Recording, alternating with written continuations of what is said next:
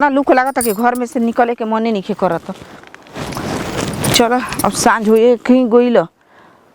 इतना खाना बनाने के टाइम हो गया गोठे वो ले चली खाना तबे ना बनी।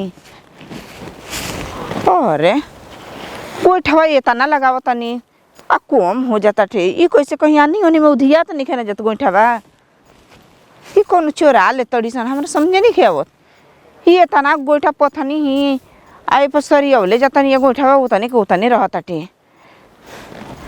का करी गरु भैंस उतना रही सन कि हम बेच दिहनी खसी एगो गरु भैंस रखनी कि एगो ही रही तो तले काम चलत रही दूधो दही के आ खानो पानी बने खातिर गोठो रही जना तक यो पुअरे झोंके के पड़ी फिर बाकी इतना लूक लगता कि पुअरवा के एक तो घाम के आँच नहीं के बर्दाश्त होता चूल्ही में के पुअरा के आँच बर्दाश्त होई इतना गैसो महंगा बाकी गैस भराई कैसे जना तक कि पुअरे झोंके के पड़ी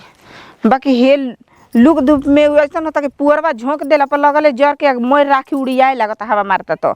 आँख बुबन मोय भर और के ठीक हो जाता टे आई गोइठा बाटे लगा देते अपन धीरे धीरे आँच लागत टे खाना बनता आ उ बात झोंकत रह कैसे हम का करी गैस भराई तो कैसे भराई 1050 रुपये का तो गैस के दाम हो गई बाटे कहाँ चकौड़ी आई हम लाभ हमें बेच देनी कि पैसा के जरूरत रहे तो गरु हमें बेच देनी एगो रखनी पाड़ी ये हमारा समझ ही नहीं आवत कि हम का करी का ना करी ना हमारा समझ में आता ना मर्द बान तो वही लाइक के घर उनकारा काम करे के मन ही नहीं करता ना कि कैसे हमारे घर चली या ना चली। चलो ये सुखाई धीरे धीरे वैसे ही अपन लकड़ा लकड़ी लगा के हाथवा ना काम कर लका गोड़े से काम चला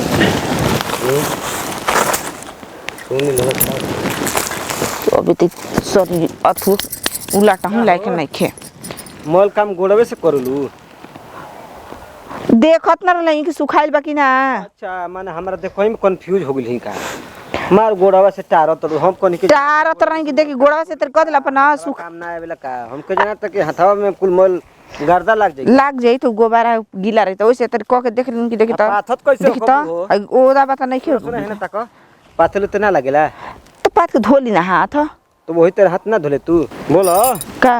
हाथवा ले उठैबू त लेटा जी हाथवा पाथेलू कैसे पाथी ना तो बाल्टी में पानी लेके आई ना आई अब ऐसे बैठे तो उलाट दई और का पानी लेके के जहां तो धो लेही बो। हां तो तोहर दिमाग के मान जाए पर एक दिमाग बात तोहर क्यों ना कंप्यूटर में बन के आइल हो तार दिमाग हो कंप्यूटर में हां कंप्यूटर में दिमाग बन के आवेला तो कौन में बन के आवेला दिमाग अच्छा दिमाग रहेला तो पढ़े लिखे से खुलेला चाहे कुछ काम हम करे से दिमाग खुलेला बाड़ू ना अरे पढ़लो लिखल नहीं रहती तो काम हम करती तो ये रहती नहीं है काम होइसे कइल जाला। कौन चीज में तार दिमाग काम करेला गजबे हाल बाटे खाए पानी बनाए में सेवा संस्कार करे में गोबर पानी करे में सानी पानी करे में घर के काम करे में हमरा बहुत मन लागेला बस इतने में तार दिमाग काम करेला हो। हां तो अब तो तार दिमाग कुछ कम बा यही से लाते ले टारत रोलू दिमाग कम बा गोड़ा वाले टारत रही कि कहीं हाथवा लेटा जी हाथवा ऐसे नाटक रही गोड़ वाले टार के देखत रही हम कहल समझाई बात कोही का खिसियै बुद्धि के बुना नो काहे खिसी आई जन बात में केहू से कहबू ना नो कहबू ना न कौन ऐसन बात बाकी गांव घर में हम कह दे बात बाकी अब कह देबू तो फिर काम गड़बड़ा जाई या ना तो तू कह ना का कहल चाहतड़ा प्यार करे में तार दिमाग कितना काम करेला आज हमके खोल के तू बताबो प्यार हां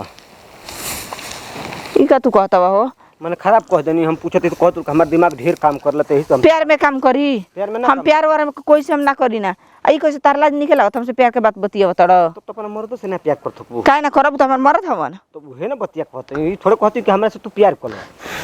हमरा उसे ही लगल तू अपना फिर हम बोलत तड़ हम काहे के अपना तो बोलबो मत करी ह ना हम बोलबे ना करब ताके देख के नौ को से दूरे रहो दूरे रही ह ताकि इतना सुंदर बाड़ू के ताक देले पो